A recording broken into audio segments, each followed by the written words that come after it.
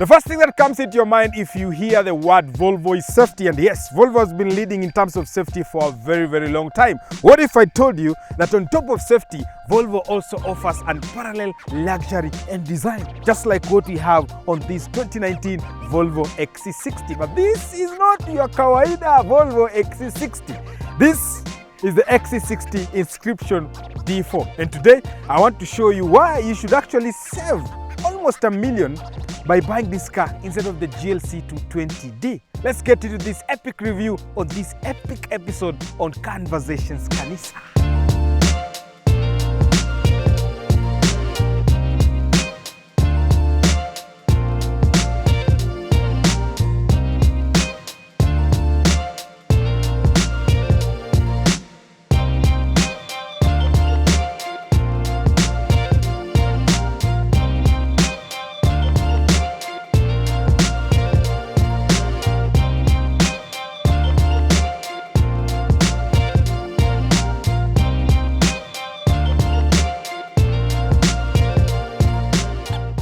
And as usual, this car has been made available to us courtesy of KDG Import. So if you're looking for any car for any budget and you need something that is good, of good quality, kimbia pale KDG Imports opposite Prestige. Tafuta jamaa anaitwa Ibra. He's my salon. He's a good gentleman. He'll hook you up with any deal that you're looking for.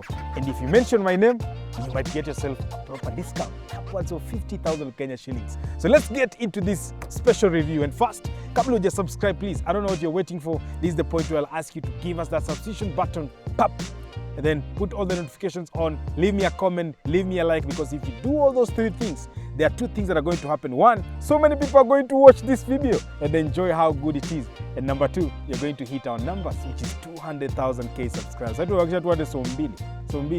let's do it. Bold and elegant are the words I'll use to describe the outlook of this Volvo XC60. And just like any other Volvo, they share the same approach on how they look, whether you're buying the XC90 or the V40. The difference is the dimension. XC90 is big, V40 is small, but the design architecture is the same across the board. But what brings this design to life is these headlights. LED with 4 tips, just like what you'd get on a Porsche. And Msao Hammer daylight running strip just makes this car look awesome, especially at night. Now, if you come to the center, what do we know about Sweden or Sweden? Is iron. They are very big producer of iron. And you have your iron dome right there with an arrow cutting across it to remind you that, yeah, we've not forgotten our heritage. And that is one beautiful thing. I love cars that connect to their history, where they're built. And this is something that I'm proud of with this Volvo. Now, if you look at this grille, it has vents, and these vents, you might think they are not active, but just behind you have another level of vents which are now active, and they can close and open to give you very good efficiency in terms of drag coefficient for good fuel economy. And number two, they can optimize the cooling and heating of what is under the hood of this car. To finish off the look, you have active fog lights that light on when you take corners, and that is good for safety and also to make sure that your way is perfectly illuminated when you are taking corners. Now, coming to the side profile, I want to put two cars side by side.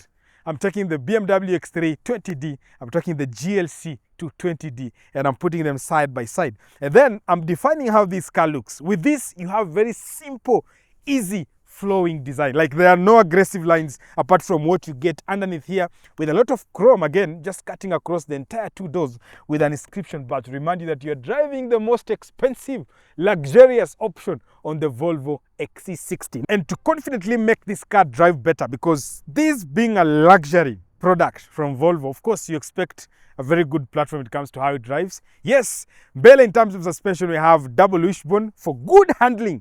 And then Numa, we have a multi-link independent suspension.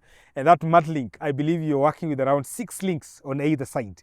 And we'll discuss about that when it comes to the cost of maintenance, because the more links you have, the more money you're going to pay to replace them. But the good thing is the links on this car will last almost forever before you change them. So that is something you need to know. In terms of tire size, I'm running tire size 19 on this car, but you can get as an option of tire 20 as well. And other markets, I've seen people doing even 21. So it's down to your preference or where you're buying your car. But look at those wheels, black with an aluminium finish to just bring out the character of the black Volvo XC60 inscription. And to make you stop better, you have disc at the front, disc at the rear, 4-port, 2-port, okay? Now, in terms of safety, when you come this side mirror, away from having this LED strip on the side. You also have a 360-degree camera mounted right there across the entire car. And I can tell you for a fact that these three cars compete head to head. They have almost the best cameras in the market right now. I'm talking about the BMW X3 20D and this particular car, which is the XC60, and then the GLC 220. Hapo kwa camera, I believe they are head to head. Niche to niche, head to head. Sawa sawa. Away from that, are very simplistic. These privacy windows, they've been blacked out. So if you want to put a tint on this car, you have to work with the front one.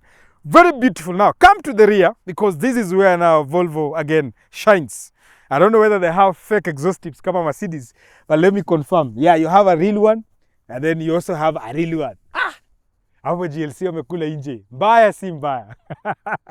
Then you have your Volvo emblem there, which brings out the character of this car. Now, in terms of the rear taillights, which are LED, you can see they are shaped as an L, okay? And one bit remains on the tailgate. The other one actually remains on the body of the car. The rear of all Volvos, again, they look like this. So there's nothing much for me to describe, and then you have a lot of chrome going on.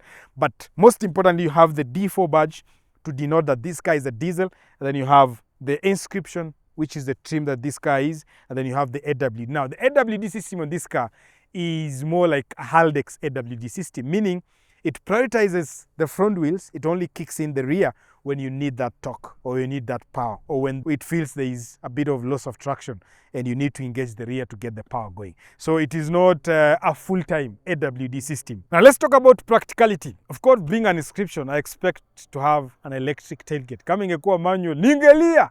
But of course, that's awesome. Now, we need to have a little bit of war here. If I put again the GLC 220 next to this car, now there's a bit of a loss when it comes to this car and how practical it is. Now you get 483 liters of practical boot space, but the GLC gets 620. Yeah. So in terms of boot capacity, the GLC is king. Same to the X3. I believe this is the worst when it comes to those three. But it's not like it's bad. It's decent enough, as you can see. You can fit in some good cargo. Yeah, do I have a spare wheel? I don't know. Let me check. Because from Japan, you're getting tire repair kits. Yeah. So no full spare wheel. And even there's no space for you to keep a spare wheel. Yeah, this space is not huge enough. Even though you can squeeze it in. Yeah, if you try. If you get a smaller one. Even though I will recommend you just carry it here. Now, if you carry a spare wheel here, it will become worse in terms of the space you'll have for your cargo or luggage. So that would be a downside. But in terms of how it is, I believe it's nice. You can recline the second row of seats using that button, which is an electronic actuator. And then you can actually remove this one as well. Yeah, there you go. So remove that one. And once you do that, of course, you get yourself a huge practical space. Unaweza beba anything here. And in case you guys are wondering what this is a separator. In case you're carrying some luggage on the rear, hautaki mix na watu huko mbele, or you're carrying yourself a pet, like a dog, mutina. Unajua mutina haiwezi kaa hapa. But in case you have a mutina that has gone group of schools, you need to separate it. This is what you use. Sit somewhere here, cuts across the entire side, and it allows you to carry your pet. So, let's check out what is under the hood and find out what is so unique about the 2-liter diesel plant on this Volvo, and why I believe you guys have been sleeping on it, and you should buy it today if you have the money.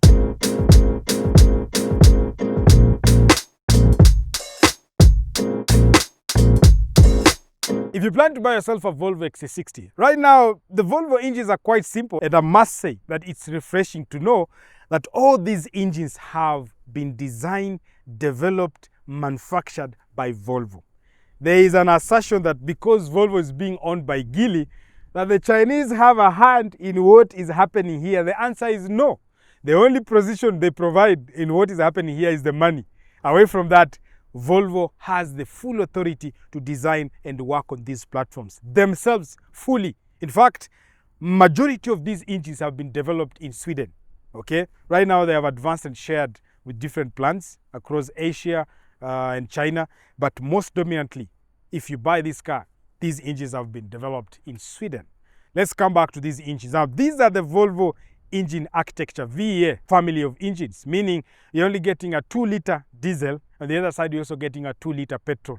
Very simple and straightforward. So the only difference is what you get as a turbo supercharger setup and different power levels. So for instance, if you bang yourself a diesel, and you decide to buy this one. Now, this one being a D4, it means it has 2 turbos, but both the 2 turbos have a fixed geometry, meaning they don't fluctuate or change their nature to give you different boost at different RPM. Ni turbo mbili zimeshikanishwa tu pamoja to give you power. So the smaller turbo will give you spool at low RPM, and the bigger turbo will give you spools above higher RPMs, which is quite simple and straightforward.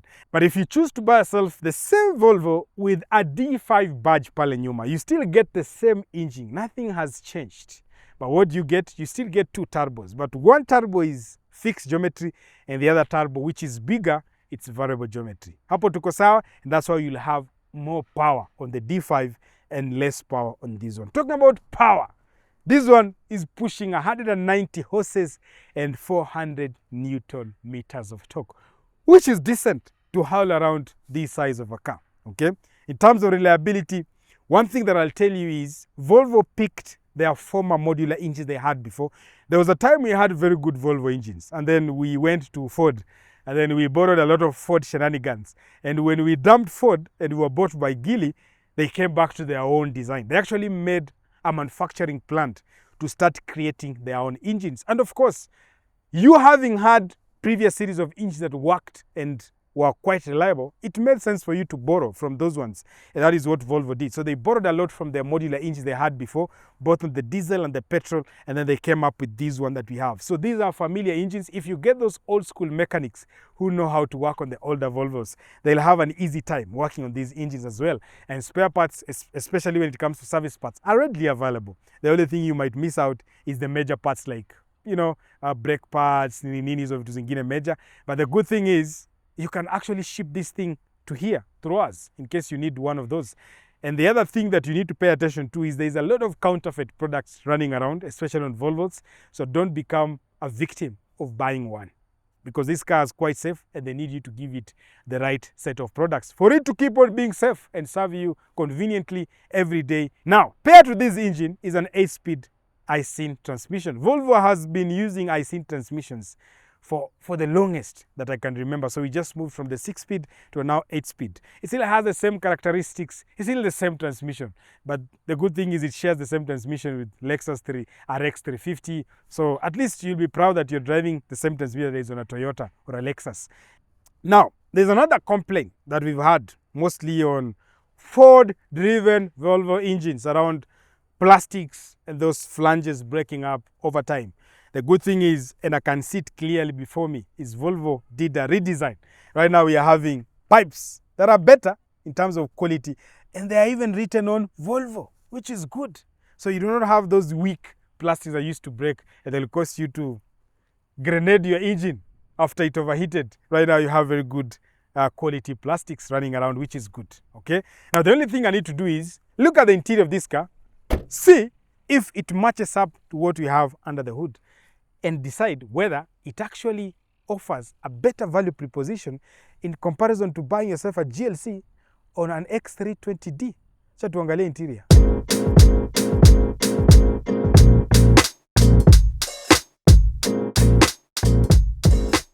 One of the interesting things that I love about this car, of course, away from the seats. Now, these are Napal leather coated seats. Very premium. The cushion is so nice. Mi upenda hizi cushions, they tuck you in quite well. It's a car you'll enjoy sitting on these seats for a very long distance, especially when you're doing your family house. Your people will really enjoy being here if you're the one driving. But kama wewe pia utakuwa umebeba hapa, it's a fantastic place to be. That without a doubt. Now the front ones are heated, perforated, cooled at the same time with a massage feature. But hapa nyuma we don't get that. So hapa we only get heated seats, and you can adjust the level of heat using this LED panel here. It has a touch thing that you can do that. Then your cup holders, uko na armrest that can drop down.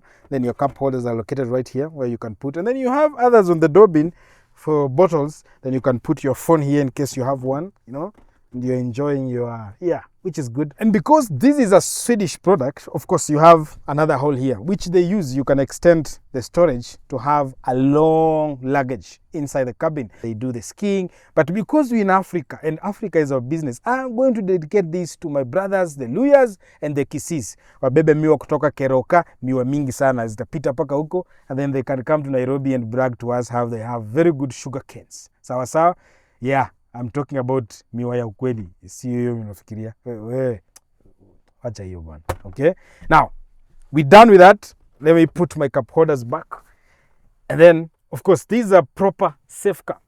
And part of the interesting thing you get, away from 14 speakers being positioned nicely within this car to give you premium sound, courtesy of Harman Kardon, you can also get an inscription with Bowers and Wilkins. So it is either Harman Kardon or Bowers and Wilkins, which all the two sound dope and awesome. 2 isofix points on these seats, and the other isofix on this point in case you're a guy who is moving around your family and you need to anchor your child seats. So we are good. Let's check out the front of this guy. In terms of build quality, I almost forgot. Soft plastic material hapa hivi. Then you have leather paddings where you're putting your hand, which is dope. But I must confess that there's a bit of plastic going on. And this is where I feel maybe the GLC has a strong advantage when it comes to just the interior setup on few elements like the doors, because on the Mercedes you don't get plastic on the doors. No, you don't. You get a bit few hidden there and there. But in terms of the build quality, I can say for what you're paying, it's absolutely a bargain. So let's check out the front of this car and see, does it offer the same luxury as what you'll get in an X3 or a GLC?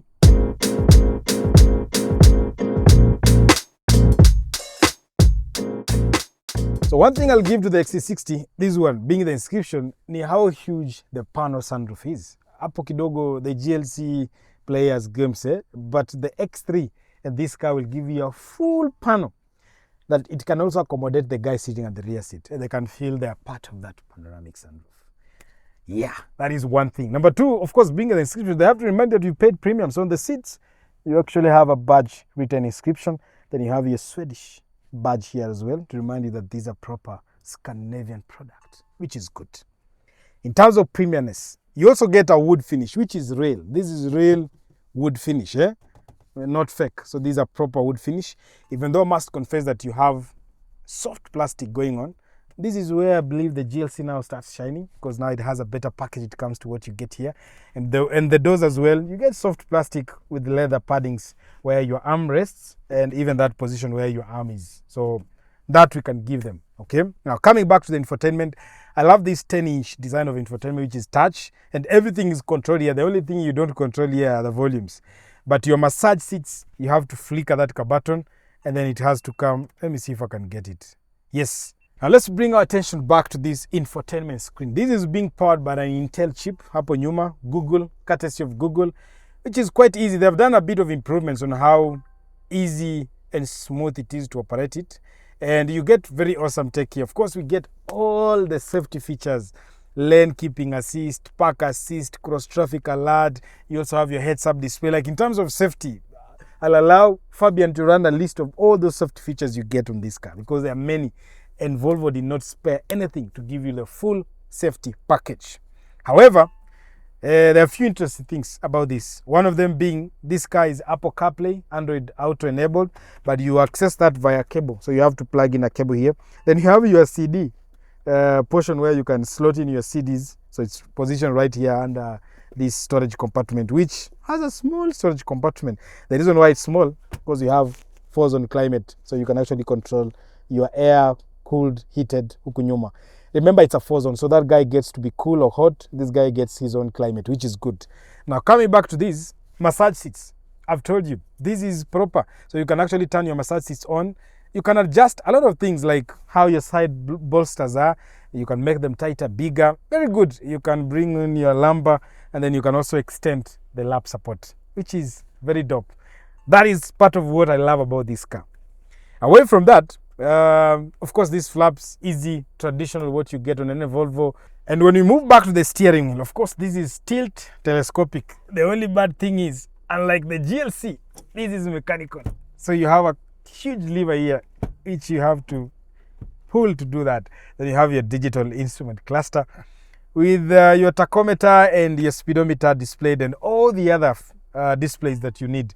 Like right now I have maps in the middle, but I can change it to anything else that I want, which is dope and easy. I love screens that you can customize, and that is what both Volvo and Mercedes-Benz and even the X3 will give you. So you can have a bit of customization going on, which is dope and awesome. I talked to you about the seats. I'm enjoying the massage right now, and it's a connect poa kama massage, believe me. These seats, they have a fixed headrest, and this is a safety feature from Volvo.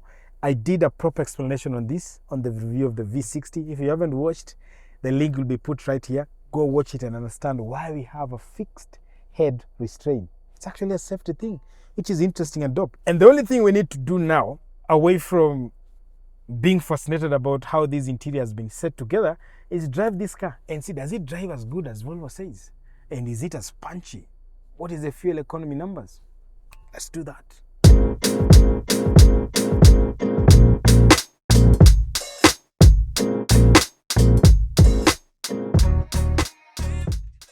And welcome guys to the driving experience of the Volvo XC60 D4 inscription. My friend, welcome to the safest car in the world. My friend, kwanza umeweka seatbelt. Umeweka seatbelt na umeweka seatbelt, umeweka massage seats. Pale kwanza sasa inaitwa catpo. Nasikia kufinya systematically on your back all the way to your neck. Man, for 4.85 million Kenya shillings. You get a massage seat. Niambie which GLC has a massage feature? Hakuna. For that budget. Hakuna. Exactly the point. So that kicks off the beginning of this awesome driving with the man. Niko hapa. Hebu niambie sasa. What are your thoughts before I give you mine around how this car drives, the way it delivers power? What are your thoughts? Because now hapa tuko na top trim, wood finish, kila kitu. Talk about anything. Harman Kardon. I have massage seats. Hiyo tumesema. Niko na memory seats hapa. For your two girlfriends. Uliona kwa hiyo wale tulisema kama uko na mama 1, mama 2. Yes, unaweka. Una switch haraka ndio wakiuliza nani alikuwa hapa ameketi hapa. Usishikwe. That's the importance of this. Yeah. That's a secret. Other than that, I love the cabin feel. Yes. And very quiet, subtle. very subtle. The build quality is awesome. Premium, bana. How is the seat? It feels premium. It's very comfortable. The orthopedic seats. Funny enough, unaweza adjust kila kitu. Kwa mfano nikienda kwako sasa, ukienda hapa kwa hii, unaweza extend. Yes, my friend. So that I can have this knee, mapaja support. Yes, my friend. I can have that. Lap support. Unataka these ones, how they call the side bolsters. Yes. You can actually tighten them. They have air. So you can fit in so ukiwa mkubwa hivi ukiwa kama mimi hapa si unaona hadi unaiona. Unajua kuna wakati unakatilia kakiti hata hii bolster XID inakufinya. Thank you very much. So now the way this car drives, one, just feel it. The build quality is awesome. Sound cushioning iko fiti. You can barely even hear anything from outside. Hiyo ni kitu wezi nyang'anya Volvo. They are good at that. The only weird thing is window inashukanga chini pole. That is something I've always asked. Is it a problem? Is it a defect? I don't know, man. Or is it? I think that's how they are created. That's how they are control of them. Even my older one. That's the same. It still goes very slow. So maybe it's a Volvo thing. Yeah. Number two, this one comes with coil suspension, which are the normal, but they ride like you are on air suspension. Very smooth. There's no difference. You remember even the XC90s? Yes, same. It was just gliding. And yet you go like, easy as suspension. Yeah, you see, like thought for a second it's a suspension. Yeah. Number three, now the engine. So here we are having a 2000cc diesel plant. Inakupatia maximum power ya 400 Newton meters of torque. Kwa RPM ya chini as early as 1750. And just listen. But of course, umesikia hiyo IC na hapo kidogo nafikiria sana kushift. That's the only gimmick that I probably feel. The downside of this. The IC thing, you get reliability, you get like robustness from that transmission, but it's not a sporty transmission. It's not a transmission. It's not as a def. No, it's not as a def. Thank you. It's not as a def. I wish it had as a def. Yeah, it's not. It would have been. If the def was in Volvos, I think they would have finished the market. Yeah, of course, 100%. So this is not a sports car, but it's a car you love driving on longer distances. It cruises nicely. It gives you power. It has two turbos. The engine has two turbos, a smaller one and a bigger one, but both of them are fixed geometry. So hakuna story at in a very geometry. Variable geometry. Yeah, but the reason why iko na mbili, ya kadogo kana spool at low RPM, na hiyo ingine na take over from high RPM. Okay. So it is a superb setup. I believe na hii pano yake inaenda paka mwisho. Ukinunua GLC na katikianga hapo katikati. Yeah. That's true. Yeah. You get a full hata mwenye kwa nyuma na enjoy. Yes. And I love the way the back seats have so much leg room. But bado tuko na plastic. But soft. soft plastic. But bado ni plastic. Kwa inscription. Sawa. But at least huku chini wameficha na cloth. It's not exposed as the Mercedes was. You know Mercedes wafichangi. Yes. So at least these ones they have that cloth over here. In terms of premiumness, I must say, if you take a different trim of the GLC, I think they will go head to head with this. Or the GLC will be slightly more better. Yeah, in some aspects, especially hapa kwa dash, because he sasa. But I love this one because I feel it's not too busy. Yeah, it's not too busy. You feel like of course, hii inakuanga very minimalistic. Haikuanga very busy, so you will enjoy a slight better easy interior that you'll not struggle with. I would struggle kufikiria how to use. Yes. You know. Na safety features ni mob, like tukianza kumention tutachoka. Acha nikwambie ukishaasha gari pale katikati kwa console inakuambianga all the safety features. And you'll try to read them. It's a list. They are around 21, I think. And then you get airbags on the A pillar. Kila mahali ni airbag. I believe we have like 9 airbags. The C pillar. Hey. Mr. Richie, ready to do this? I am ready for 0 to 100. You are ready for justice. I'm ready for justice. Haldex all-wheel drive system. Inamaanisha ina prioritize mbele. Tuko pia na off-road mode by the way, so in case you want to go off-roading, the suspension can tweak for engine. So I'm going to put it to put the car in dynamic, which is the highest performance. High performance driving mode. You ready? Simple gearbox inabakingi hivyo kila kitu like wanakuanga very simple. Simple, hakuna mambo ya turn red. Accelerator and launch. That's a good launch. Scare I see. Yeah, it's thinking. Same thing you'll find on the GLC with the 9G-tronic. What do we have? We have 10.8 seconds. For a diesel, 10.8 seconds for a diesel. Decent, man. But if you buy this car with a D5, with a D5 now you're there. We are looking at sub 10. Yeah. We're definitely looking at sub 10. Yeah, it's sub 10 because it has a better setup of the turbo. So the bigger turbo is a variable geometry. So meaning you'll get a better spool at higher RPMs as you move. So you know, it can give you good numbers. 10.8 seconds, I feel it's fair. It's decent. It's decent for a diesel. For a diesel, this is a car you want to overtake people in. Ukitaka ku overtake, it doesn't even think. Like exactly. Foot on your metal, foot pedal to the metal, and you're out. Yeah, hizi zingine hizi 0 to 100 chukua T5, T6. That's where you get the remember I did the V60. With the V60 you could tell it now. It was petrol quick on the T5. It was snappy, it was fast. Yes. So off the line, petrols will always be the king. But when it comes to overtaking and doing those, I believe the diesels now torque. Yeah. So nipatie grading, my friend, out of 10. I mean, out of 10. It's a Volvo. Yes, where I'm going to give it 9.5. In terms of value preposition. The reason why I'm giving it 9.5. Yes. Turn on here. Spare parts. Someone said, I'd rather look for those spare parts, but I know my family is safe. Okay, even the spare parts. Right now, we are into that. We are into that space now. We can ship people spare parts if they need. The world is a global village right now, so getting spare parts will not be that a big issue if you embrace the car. But let's talk about the value that you get. Of course, it's a safe car. It gives you premium look and feel, interior, exterior. It gives you features on a budget of 4.8 that no other car can give you. It's a safe car, as you said. And its category, I think it's one of the cheapest. The fact that the GLC is how much right now? Almost above 6 mic. Almost 6 mic. Yeah. So for kwanza ukipata na sunroof kidogo 6.5 hapo. Thank you. Very important. So I feel this car gives you a lot of value. The only downside, as you said, would be maybe spare parts kidogo, and the major ones. The minor ones kama service parts ziko readily available, but the major ones, in case ulimana headlight ufanye zote zingine, then you can have a bit of an issue, but you can ship them in if you want to. However, the build architecture, the diesel engine we have has been borrowed from the previous original OG diesels. So it's not to refine, packaged for now, new emissions, better Euro ratings. The same reliability you used to get 100% is what we get. You'll never have a problem with that. Here. Never. So I agree with you, Mbugwa. 9.5 on your end. It's fair. Even my side, I'll give it a 9.5. I've loved it. It's not a sports car. It will not feel sporty. Of course, if you're buying a diesel, you're not looking for that. But it's a car that can move if you want it to move, especially already when you're rolling. And doing that with massage, cooled or heated seats. Ah, bruh. Na hii ni ile tanka, unagonga lori inageuka. So 9.5 plus 9.5, 19 out of 20. Out of 20, that's perfect. Tutafanya value for money. Let's discuss the value for money on this car. Tumeguzilia lakini good day. Let's go define it now. Okay. Let's talk about value for money. So how much will this car set you back if you go to buy it from KDG Imports? It'll set you back 4.85 million Kenya shillings, but I reckon you can pay as low as 4.4 all the way to 5 million, depending on the trim, quality, and all the other factors put into consideration.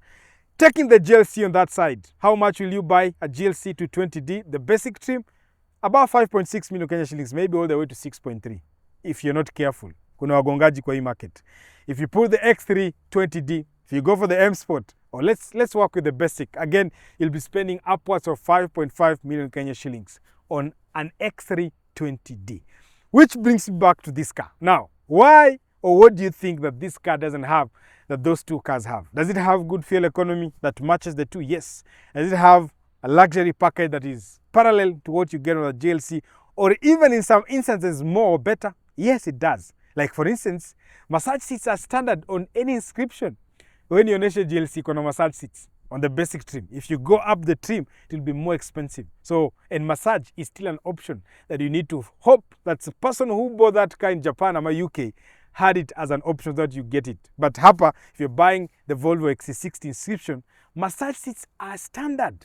They all come packed into it and dialed into that. So I believe that this car provides a very good value proposition, and I think that you guys are sleeping on a proper car. It offers good fuel economy, because I personally average around 13 kilos on a liter on this car, and people have claimed to get slightly above 15, 16 kilos on a liter, which is very good fuel economy for a huge car and a heavy car like this one. So tell me, what are your thoughts? Do you believe that this car is value for money, and is it a car that you guys are sleeping on? And please like, share, comment, because I need so many people to watch this video and make a proper decision when it comes to buy a car in 254. I've been your host, Papa's Coffee himself, Ibrahim Toloi. See you on the next one.